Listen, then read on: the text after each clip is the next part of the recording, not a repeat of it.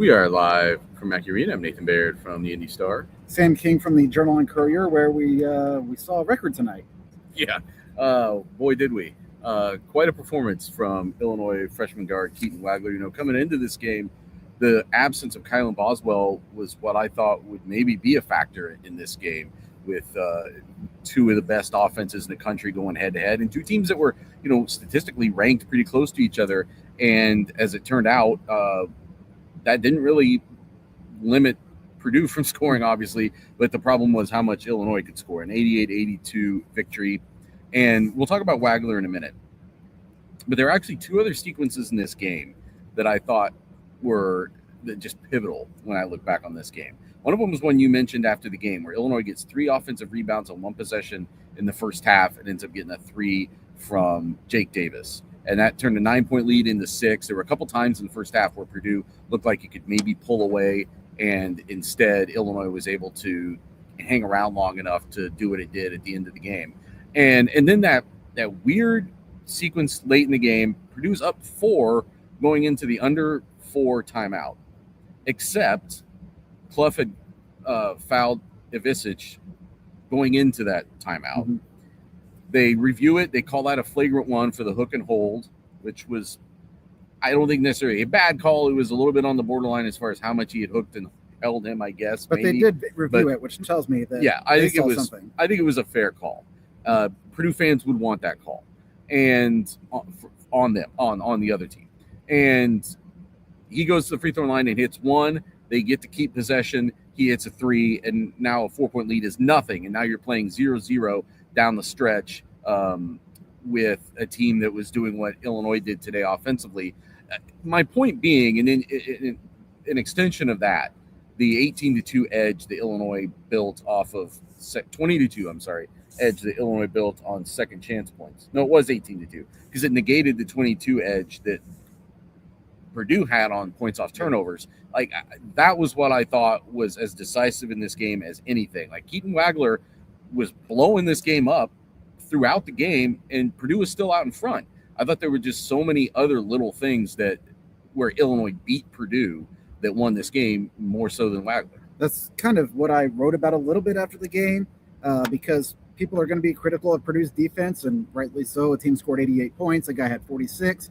But I said maybe Purdue's initial plan, as ineffective as it was maybe the right plan for what Purdue had personnel-wise, because late they switch, they go to something else, and Illinois gets 4 threes out of it, and that's what wins the game. Yeah, I thought right now, I think, and I've been from the beginning of this season, it's like, how good does Purdue get defensively? And it's not getting better defensively right now. It sure doesn't look like it. And as it gets exposed to more and more Big Ten teams, and now it just played the best offense in the country.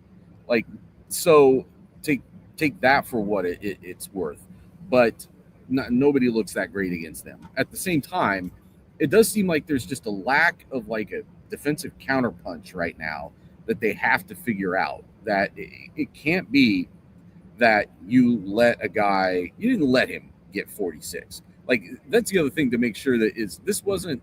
I don't look at this game and the fact that he got 46. Like, at least a third of those points were just him being on a different level tonight, right? Like, you will go look at the shot chart of this game, and there's a few threes that are like right behind the arc, and then there's like 5 that are a big gap from the arc.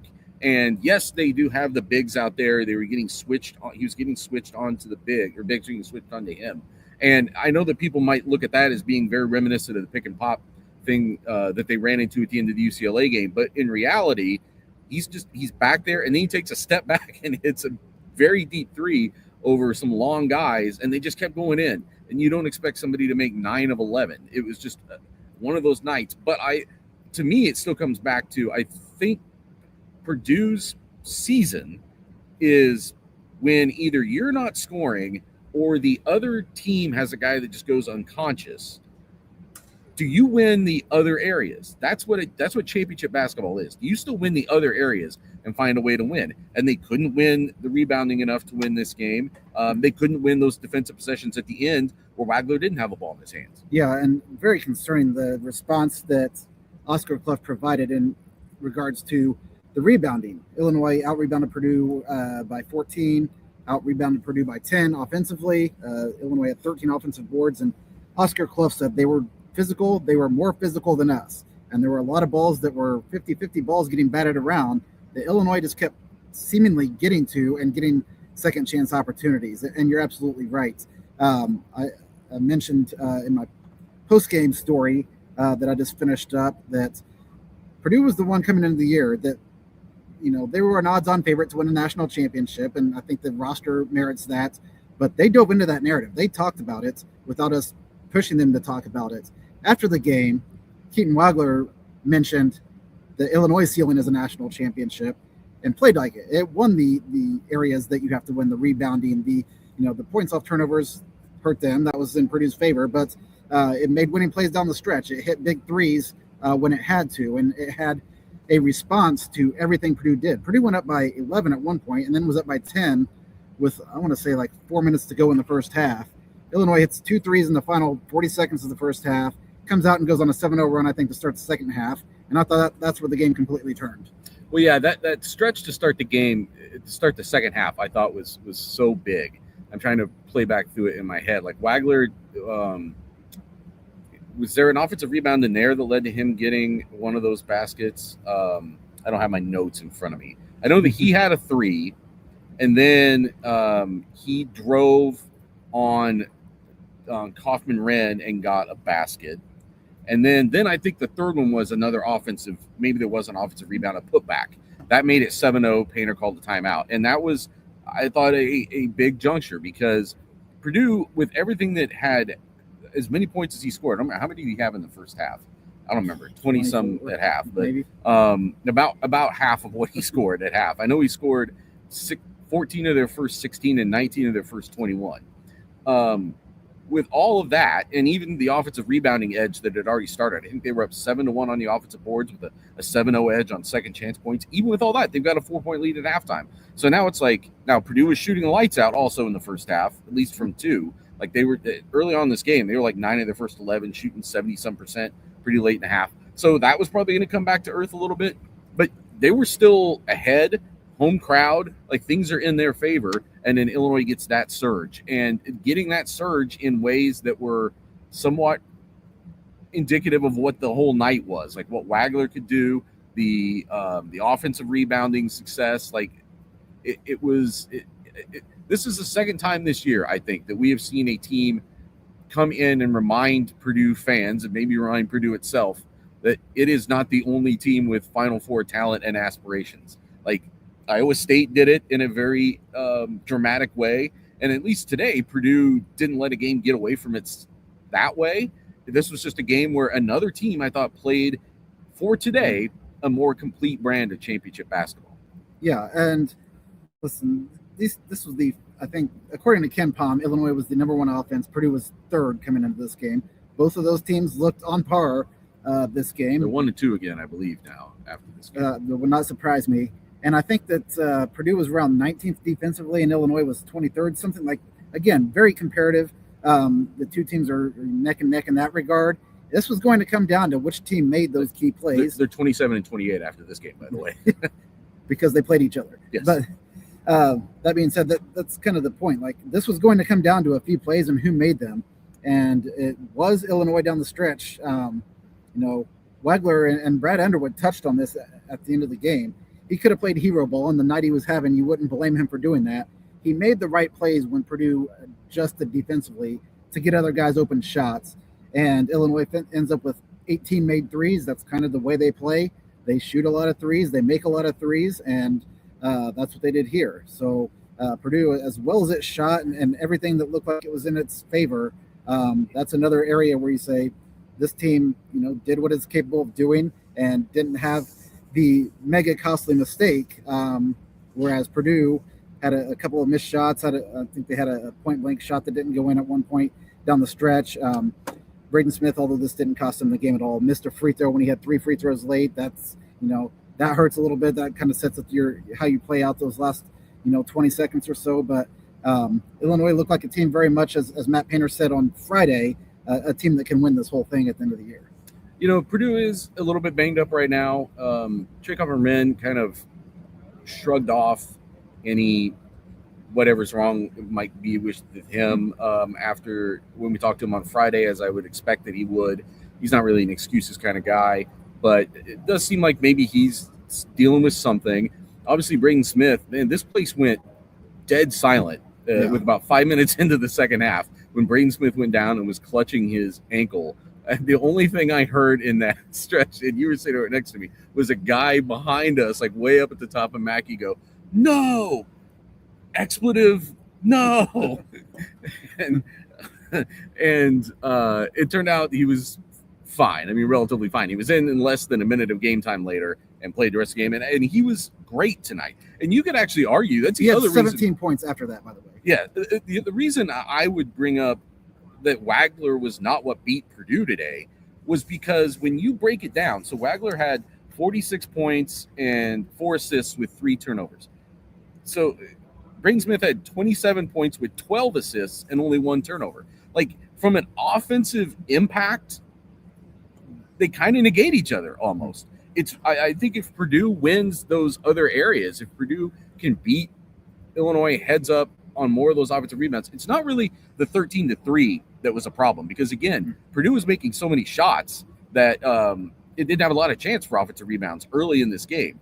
It's really what Illinois getting the 13 that it got and then what it did with them, because I think even if you take out that one possession, the 3 offensive rebounds that led to a 3, that means 10 offensive rebounds led to 15 points. Huge in a game that's only decided by 6. Yeah, and this was a game where a little bit in the USC game this happened too, but that was more somewhat of just how things played out throughout the game. The first time I thought Purdue really played Omer Meyer quite a bit. I think this is a career high in minutes for him with 21. He was hitting shots. He gave you a boost. He's a guy that's getting more and more confident. That's something to look at as Purdue moves forward. Fletcher Lawyer played, 20 minutes? I think that's his second lowest. He played 18 against USC. That's the second lowest in a game that wasn't some sort of blowout against the mid-major bye game early in the year in his career when I went back and looked. So Purdue's messing around a little bit with the lineups and the flexibility it has. And I think it's still that's indicative that Purdue is still searching for that championship formula. Which guys play well with each other? At this time in the year, you can't hold a guy's hands and give them opportunities if they're not producing. Unfortunately for Fletcher Lawyer, he hasn't produced in a few games. So. He did early on, though. I mean, he came out and hit a 3 early on. He drew a foul on the 3 and made all 3 of those. So, like, he was producing early on. I also think, though, so what way do you lean in a game like this? Because Omer Meyer did hit some shots today. He had a couple threes in the first half that were big. Like, he had a nice game. The 11 points he had were important off the bench. But in a game like this, do you lean into putting someone like Fletcher Lawyer on the floor because of what he means for you offensively, or do you lean into who's going to be more important defensively?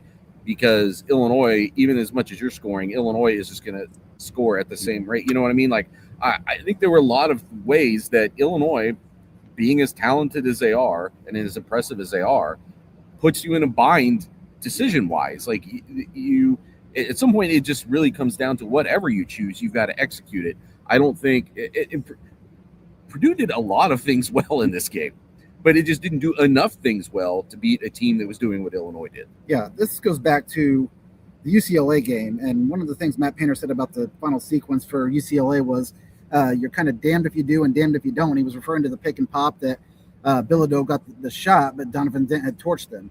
Very much in the same way, you had to play Waggler a certain way because of what he was doing. And it wasn't just the bigs getting matched up. Jakari Harris fouled him on a 25-footer that he makes and gets fouled and gets a 4-point play off of.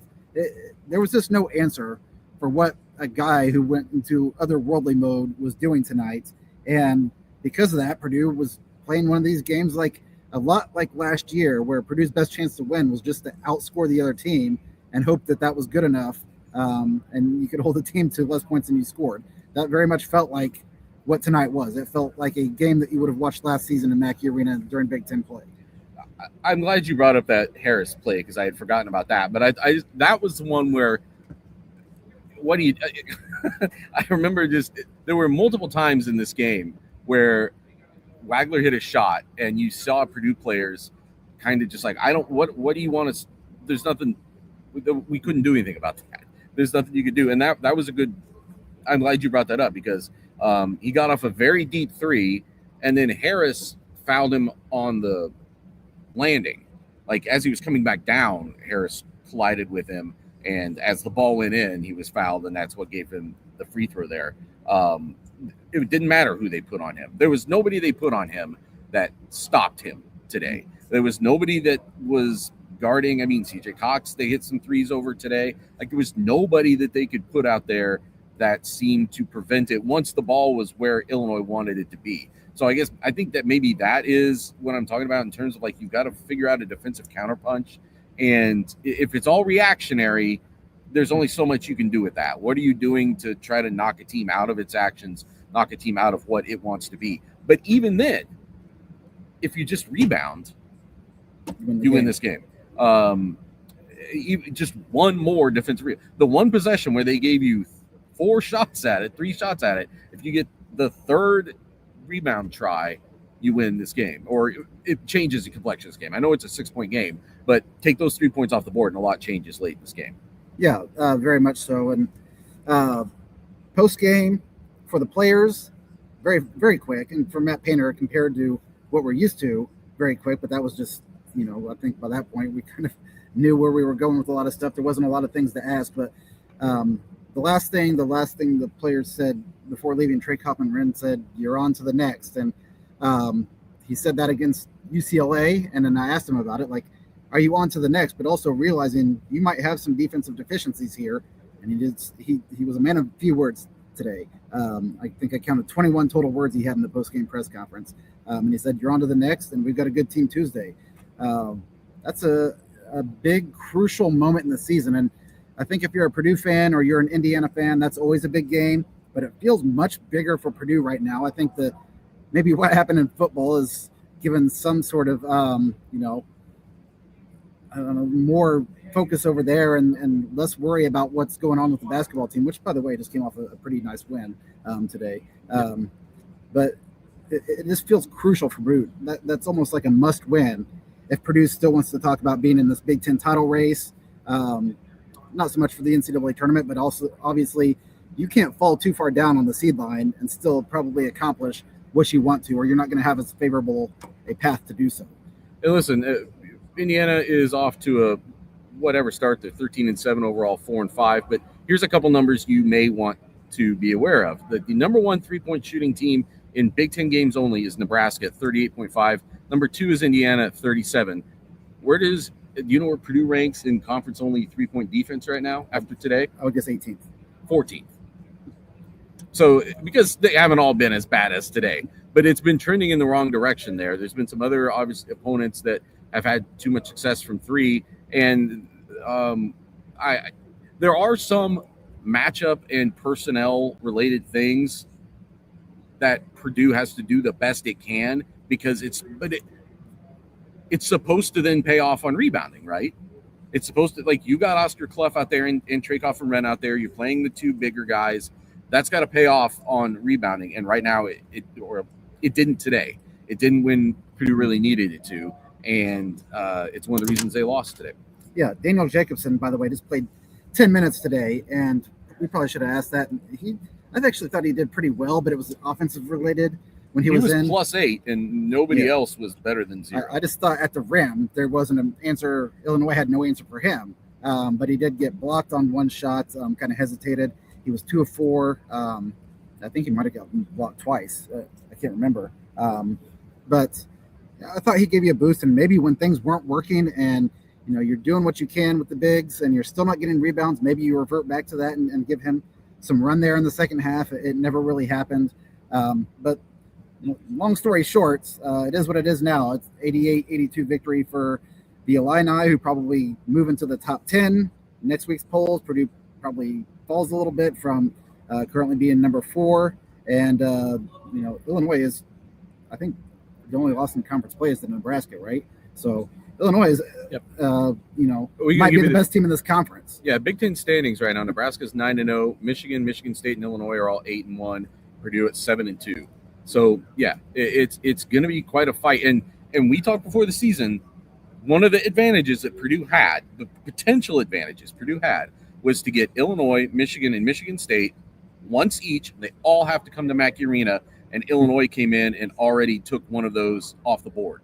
Like already has one of those in its favor. And it's got the head-to-head with Purdue going forward. And that is a huge win for that conversation.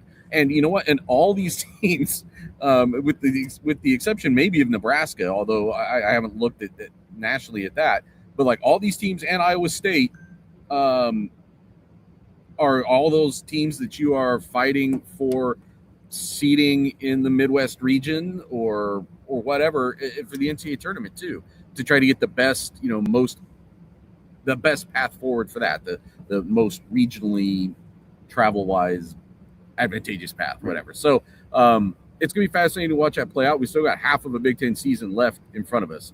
And I think it's going to be some other pretty great games in there. But obviously Tuesday we'll be in Bloomington, and Purdue needs that defensive counterpunch, whatever it is, as far as limiting the three-point shooting, needs to make itself known pretty quickly.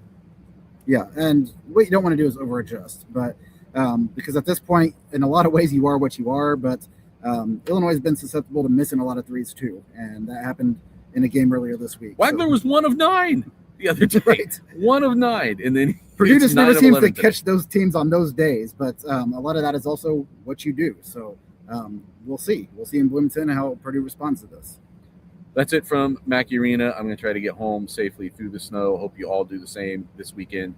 We will talk to you again soon. Oh, we'll probably talk to you maybe on Monday, because we are overdue to talk some football. So I would say either Monday or then Tuesday before we go to Bloomington, we will have a chat about we talked to Barry Odom on Friday, had a lot of interesting things to say. We had some interesting questions for him, and we will break all that down soon. Thanks for joining us.